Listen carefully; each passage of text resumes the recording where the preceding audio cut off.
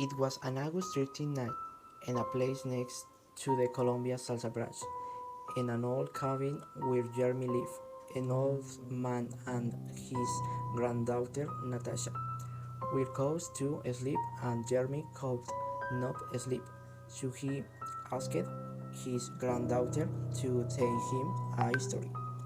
Natasha concentrates and pleased her grandfather by starting with the following story.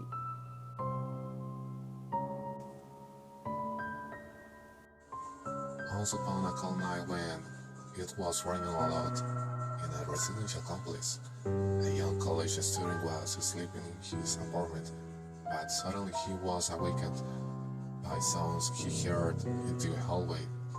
It was a woman who shouted with tearful voice, "My children, my children!" The frightened young man approached the door and continued to hear the woman screaming. When he opened the door, he looked down the hallway, and there was no one there, nor could he hear anything. He closed the door and heard the woman screaming again.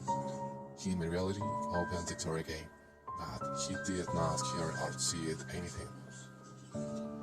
Frightened, the young man went to bed, and the next day he asked the security guards of the residential complex if they had heard any woman at night, and they answered with the negative. The same night, the young man slept peacefully, and surprisingly, he heard the woman exclaim again, "My children!" He thought was the legend of the weeping woman, but it turns out that during the course of the night the voice intensifies and takes on a more demonic form. At the same time that the apartment begins to shake, the terrified young man approached the door and can't see anything. Sadly, that night the young man stays awake, and the next day he asks the security guards again, and they, unable to stand, burst out loudly because at night his neighborhood they a sound system with an audio of the weeping woman with which he will scare the young man late at night, all because it was April days. Already calm but angry, the young man returned to his daily routine, but at night when he went to sleep, a question came to his mind. How did he make the building shake?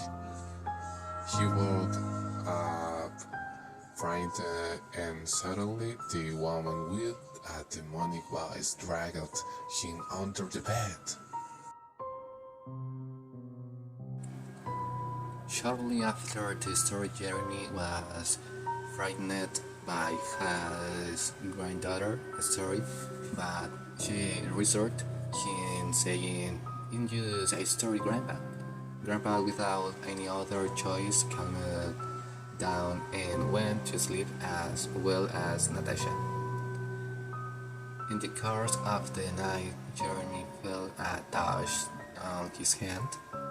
When he opened his eyes, he was frightened because he saw a horrified sculpted woman who beat him and took him to the afterlife.